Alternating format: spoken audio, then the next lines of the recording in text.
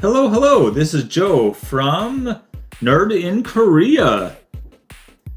Today we're going to be starting a new series on staples, and we're going to start with the monocolored staples. So, getting into it. What is a staple? So when I say staple, what do I mean? A lot of more experienced players probably want to just skip over this and get to the actual list. I'm going to have a chapter guide that you can use for that. Anyway, cards that are frequently played and considered very useful in a range of strategies. This is what I mean when I say staple, at least. And here's Land of Mordor on tappedout.net. Has this definition I really liked. Staples are cards in each color that are widely played regardless of archetype. This especially pertains to EDH, but applies to other formats as well. Okay, the only part I kind of disagree with is the EDH part. Again, Commander or Elder Dragon Highlander, EDH. I think a lot of the strategies are a lot more narrow. Then you can find a lot of budget cards that will work really well with your deck that might not work at all with other decks. And that's what I kind of look for a lot of times. I am looking mostly for lesser known cards. Okay, so what is monocolored or MonoWhite is what this is on. So there are 5 basic colors in Magic: white, blue, green, red, and black. All of the color combinations have their own names, so in a previous video I discussed a couple of them. I talked about black and green is called Golgari, and white, red, and black is called Mardu. So white uses, again, mono white, only white.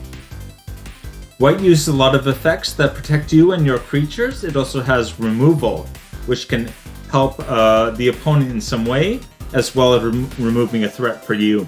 So, for instance, there's Path to Exile. You remove a creature from the game, you exile it, which is very good, but then the opponent gets to take a land, find a basic land out of their deck. So that helps them quite a bit, but if you play it on the right card at the right time, it'll be worth it. What is a budget card? So this is something where there's very little consensus on this, but anyway. There are many different definitions of budget. It is a very subjective term, definitely. Magic cards can be very expensive, so some people think that under $10 is budget, which I think is nuts. Yeah, no. $10. If it's worth $10, I'm putting it in my binder already. Especially I got cards back in 1995 that were worth nothing, and now I look them up and I'm like, oh, I wish I hadn't, smashed them when I was younger. They'd be worth hundreds of dollars today. But anyway, for the purposes of this video, I'm going to keep it at under $2 and under. So again, when I say budget, I'm going very budget. So $2 and under is what I think is budget, which is cheap by most people's consideration. But anyway, many budget card usefulness is a lot more niche than the staples usually are. So yeah, many budget cards, not card, but anyway, their usefulness is a lot more niche. So this is where I think they're kind of almost on opposite ends. If you say staple and budget, one of the major restraints is that it's not going to be useful in every situation. And then staple is very widely useful.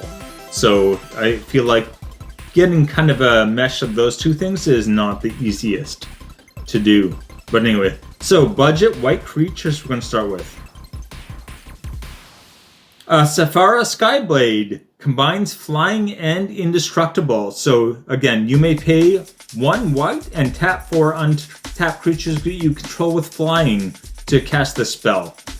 It's usually 7 mana to cost, so very, very high. It has an alternate spell cost here. Instead of paying the 7, you can pay 1 white and tap 4 creatures with flying.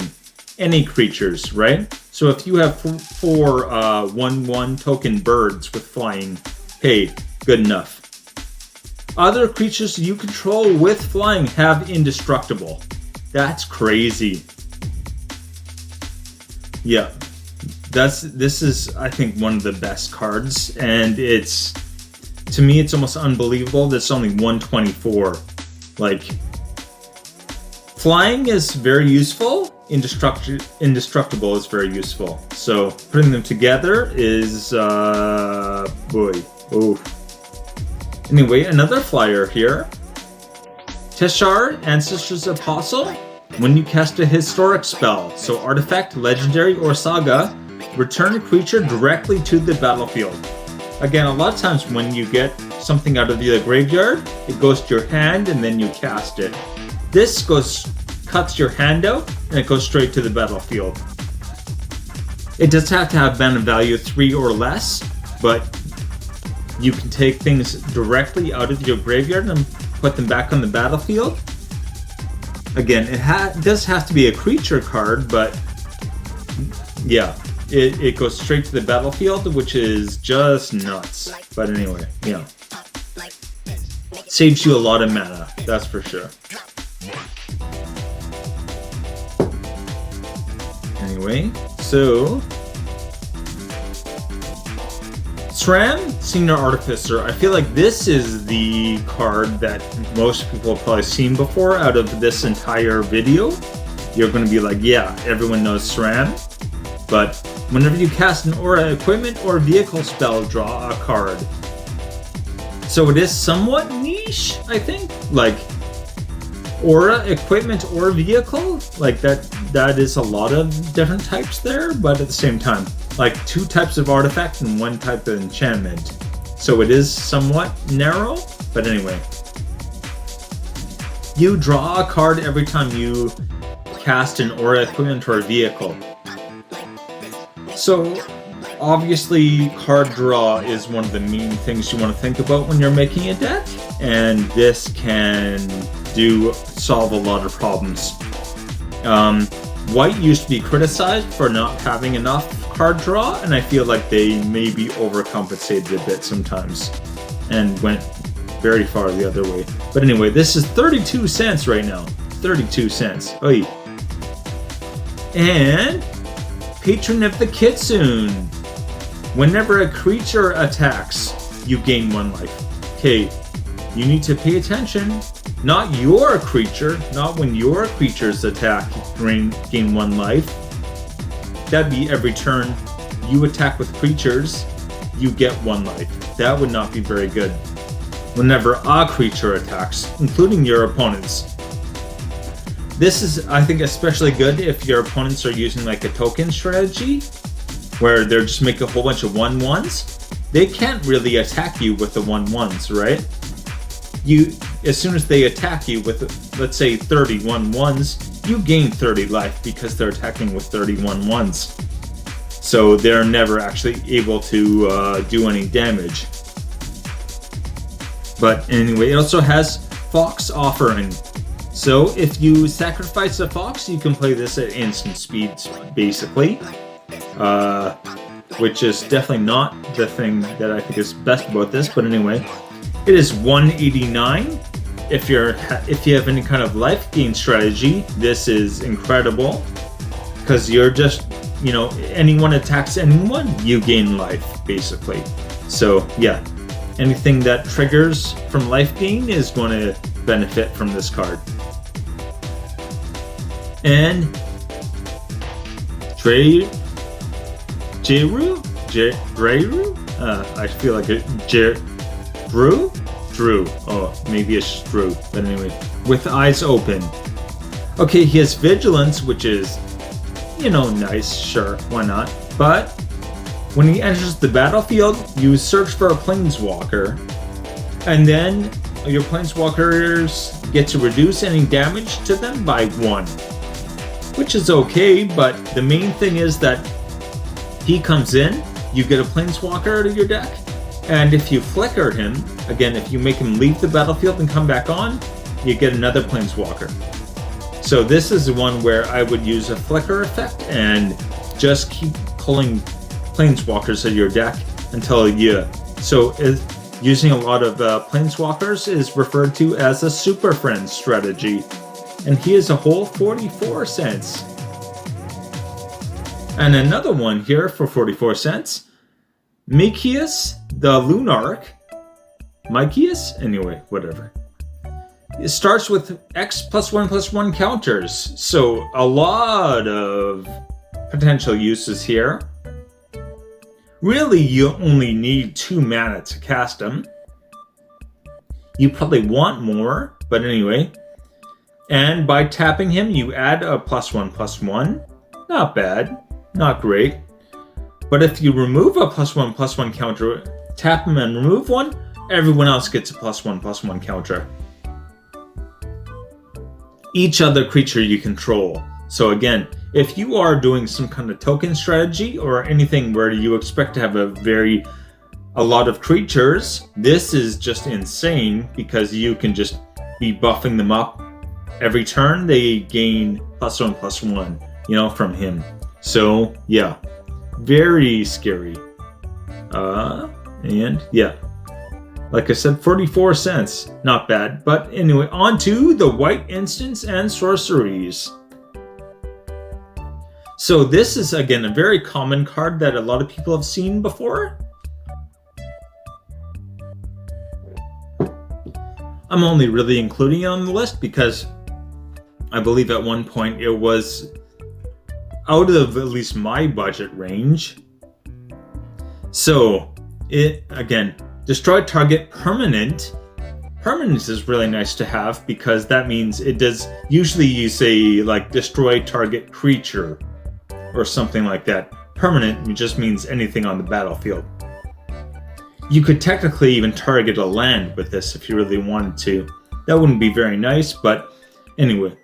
Its controller creates a 3/3 green elephant creature token. Again, it's very good. You do get that kind of like, you're giving your opponent something and taking it away, that like help harm dynamic that you see in a lot of white removal, but yeah.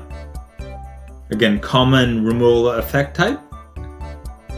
But I'm pretty sure at 96 cents, this was quite a bit more expensive before.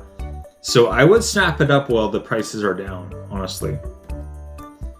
Path to Exile. I actually mentioned this one already. Is exile target creature. So it does, this one is only creatures, not just permanents. But exile instead of destroy. So again, if they have, indestructible, an indestructible creature, path to exile, gone. Exile doesn't care about indestructible, right? Indestructible can't be destroyed by damage or anything else, okay? But exile is not destroying it, right? Destroying it is going to the graveyard, killing it. Exile is not that. So its controller may search the library for a basic land card, put that card into the battlefield, tap, then shuffle. Not something you want to play early game, definitely, because it is going to give your opponent a lot more mana if you give him too long. An extra land can be pretty game breaking if you're not careful. If it's near the end of the game though, if you're several turns in, especially depending on their deck, putting one more land in might just, be a drop in the ocean kind of thing. So, anyway. Definitely timing is important on that one. Austere Command.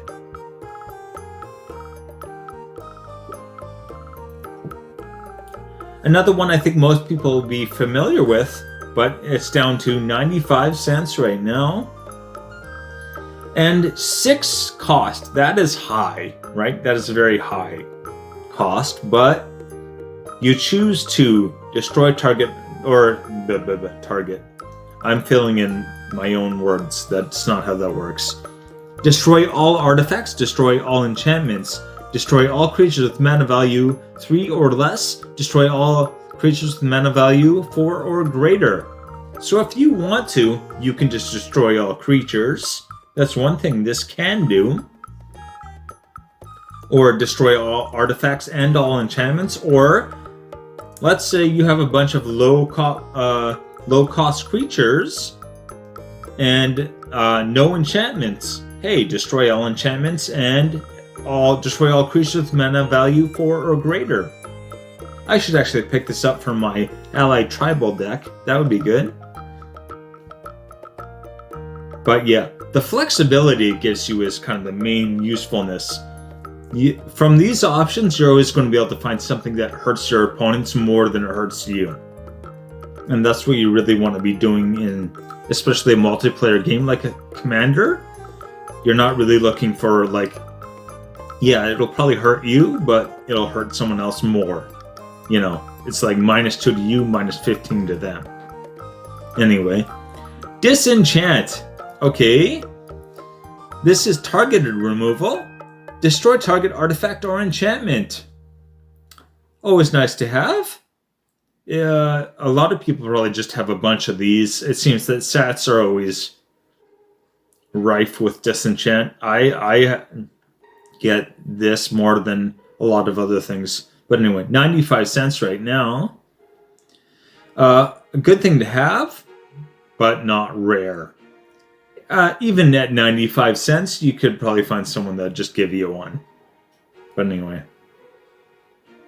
Unbreakable Formation. This is a card I think is actually quite amazing. But anyway. So, for 2 and a white, creatures you control gain indestructible until end of turn. Hey, everyone's indestructible at instant speed. So if someone plays a board wipe, you can respond with this and just, you're fine. Everyone else dead, right? If you cast this during your main phase, or one of your main phases, remember you have 2 before combat and after combat. There's 2 main phases. Put a +1/+1 counter on each of those creatures and they gain vigilance until end of turn. So if you cast in your first main phase, all of your creatures get +1/+1, and they're indestructible, and they have vigilance. So just attack with everything, and then, yeah, you're still able to block. So Addendum is something that I actually want to check more into. I've been meaning to for a long time, and I always forget. But anyway.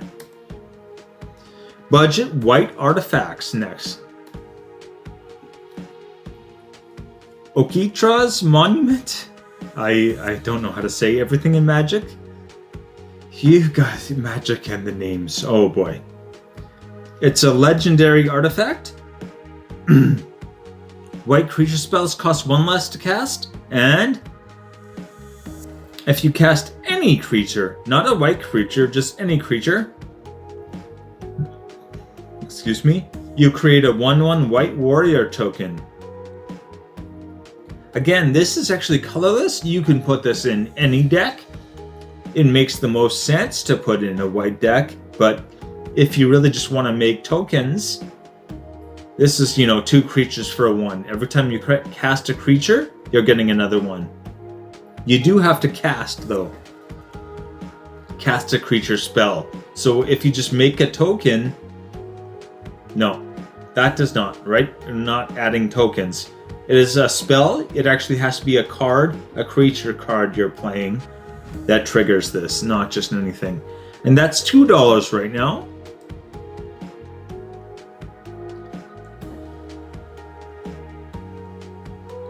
And this is Annex Century, I didn't change the name, but anyway, everything else is correct, so I'm going to roll with it. This is nice. I always like to have things like this because they do have more than one effect. Again, it's Annex Sanctuary. Whenever it enters the battlefield, exile target artifact or creature an opponent controls with mana value 3 or less until Annex Sanctuary leaves the battlefield. So it's a temporary exile, but that can still be very, very good. Again, 3 or less, a lot of mana rocks. If you're targeting their mana rocks, that could be very useful, or even their commanders. Maybe if you want to just get someone's commander out of the way. There's a lot of commanders people use that could have mana value 3 or less. So that's, yeah. Also, it has Toxic 1. So again, player dealt combat damage by this creature, also get a poison counter. So you can do, poison counters as well with this, which kind of adds to maybe the people wanting to kill it, which isn't great, but it does give you more options, which is always nice to have. Spear of Helioid, or Helioid, anyway. Legendary enchantment artifact. So this is an enchantment and an artifact, and that's something to pay attention to, because it does make it easier. Some things will kill only enchantments, some things will kill only artifacts. This will do both, right? Not this will do both. Well, either would kill this. I mean, yeah. So your creatures get +1/+1. Again, all creatures +1/+1. Already, I think that's worth 87 cents. But you can also pay 1 and 2 white and then tap it to destroy target creature that dealt damage to you this turn. So if someone deals damage to you, or if a creature damages you, pay 3, kill it. Right? Very, very nice. A lot of times, this is one of the effects that maybe people don't take too seriously until you use it. Once you use it, they're like, oh, I should not do that. So if this is untapped and you have 3 mana open, you're definitely a much more of a threat. Because you could even just let a creature through, not block a creature, so it hits you, and then you can just kill it, right? So yeah. People do notice things like that, and they don't want to mess with you after that. Budget white enchantments. Okay. First of all, Court of Grace. This uses the Monarch mechanic.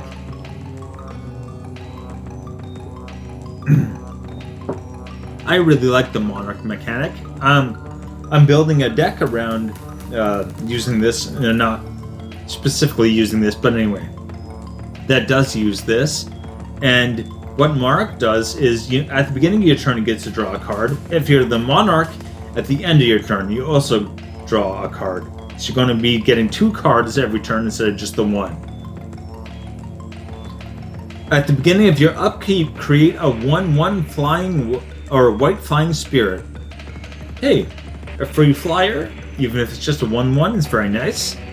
If you're the Monarch, however, create a 4/4 flying angel instead. Now the beginning of your turn, if you can keep creating 4/4 angel tokens, that's actually pretty scary.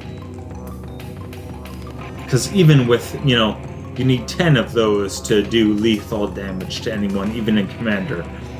And in other formats where they have 20 life, you only need 5 of them to just kill someone in one turn. Anyway. Ghostly Prison. Alright, so this is a card that everyone's going to know. It's the one I've included because, frankly, before it was not budget. Even other versions of this are still over $5, which I would not say is budget. But anyway, very common for a Pillow Fort strategy. Pillow Fort is just like taxing people to attack you, and that's what this card does. Another player has to pay 2 colorless mana for each creature attacking you. So they just cannot even attack you unless they pay 2 mana per creature attacking. So this can be effective. Some decks use like Voltron kind of thing, where they only want to attack you with 1 creature. So then it doesn't work so well, right? So it definitely has its weaknesses. I keep hearing something coming from the office. I'm the only one here, so it's kind of scary that I keep hearing. It sounds like someone's sitting on the chair. But anyway, that's why I keep looking over there. Felidar Retreat. Yet another one that is well known, And only 84 cents now. Oh my gosh. 84 cents. Crazy. This uses the landfall mechanic, which means every time you play a land, you're going to get this effect. So very, very good with any kind of like green ramp where you're trying to get a lot of cards down very quickly. Basically with this, you get an option. And you having options is always good, right?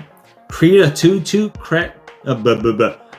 cat creature token, or put +1/+1 on all of your creatures.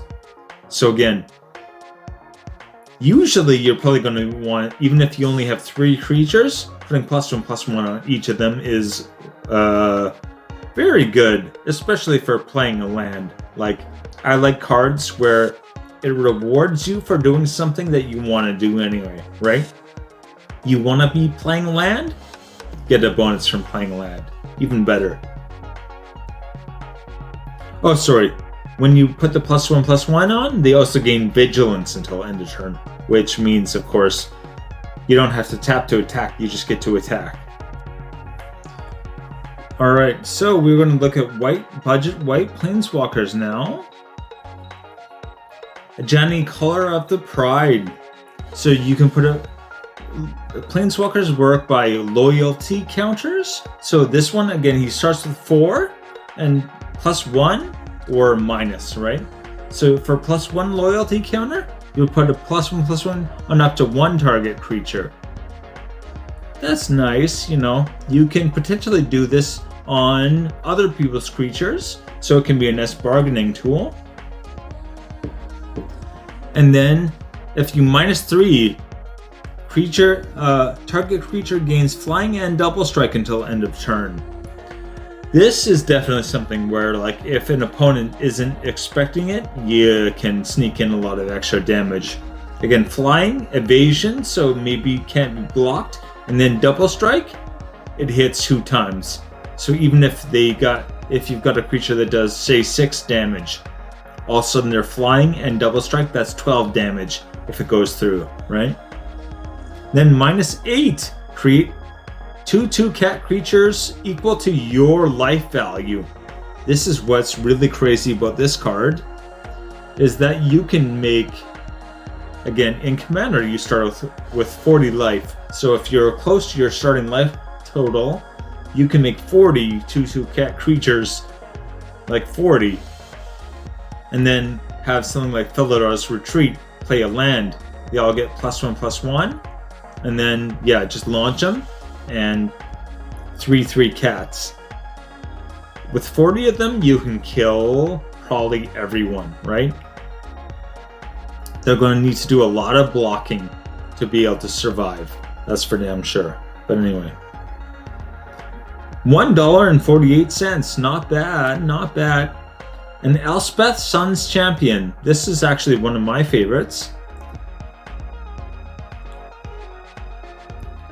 Create 3 1/1 white creature tokens. Again, I should say 3, but anyway, you get 3 of them, not 1. And destroy all creatures with power 4 or greater.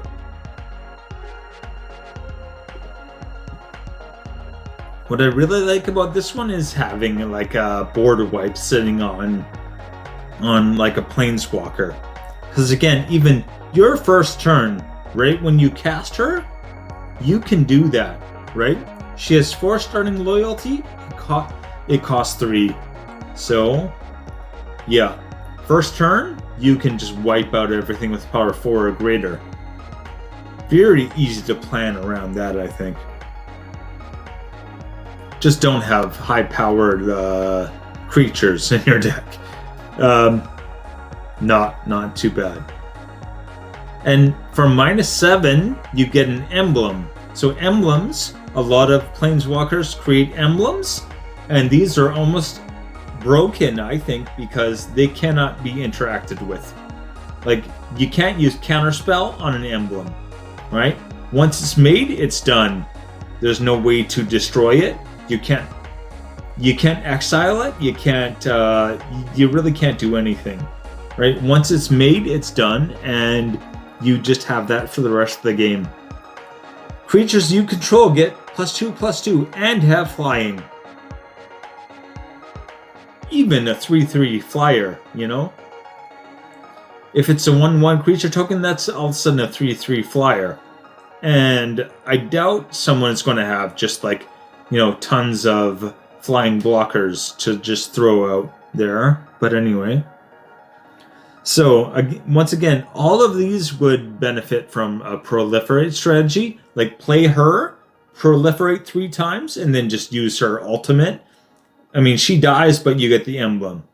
And that's, I think, already, you know, winning.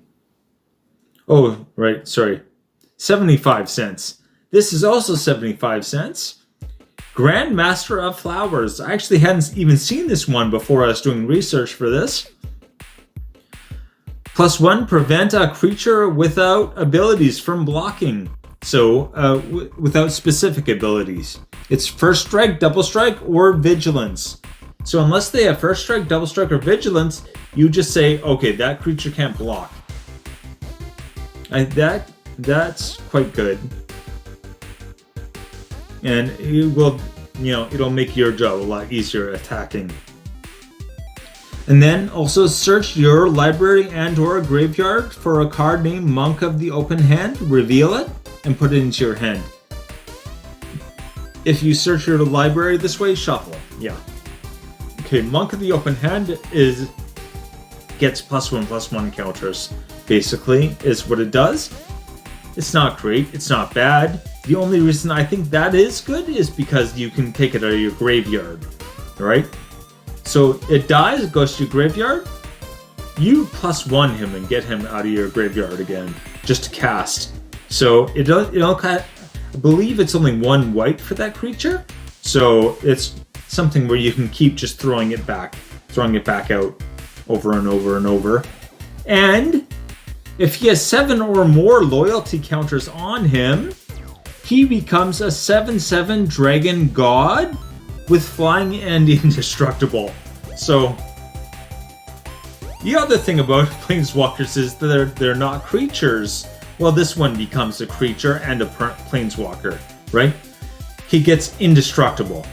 As soon as he has 7 or more, he's indestructible and flying and a 7/7. Dragon God. Oh, boy. Yeah. So, again, I like a lot of what this guy has. He does not have an emblem or an ultimate type of thing or anything like that, but I think he's definitely worth putting in for 75 cents. He can fit into a lot of decks, I think. Even if you don't have the Monk of the Open Hand, I'd still say it's worthwhile. And last one here, the Wanderer. The Wanderer has saved my butt. I actually won a game just because the Wanderer, and a whole 12 cents for this one right now. Prevent all non-combat damage that will be dealt to you and other permanents you control. Just how crazy this is. Like, even, but now I can't remember the name of the card, of course. But anyway, there's a card that does 8 damage to just every, all of the creatures on the battlefield. Your creatures would just ignore that. So you can cast that, and it's a one-sided board void. And I really wish I remembered what it's called right now. I was just thinking about it. But anyway. And for -2, exile target creature with power 4 or greater. So if your opponent has a decent threat that has power 4 or greater, is not that high even, right? And you can exile them. So that's very, very good. So is that all of them, right? There are many different groups on Facebook and articles written about staples of all colors. These are great resources to use. I'm including a bunch of the links I use to do research in the description. So look in the description for that if you want to find more. There are many more cards that may be useful in your deck. Making a deck around a specific strategy makes it stronger and is often cheaper. And that's something I want to really stress, is that these staples are usually good in a wide variety of decks, but what you probably want to do if you're building a deck is choose something that's very specific, right? It will be cheaper and it will often work better, even if it'll only work for your deck, not for someone else's deck. But anyway. All right, and I will see you guys later.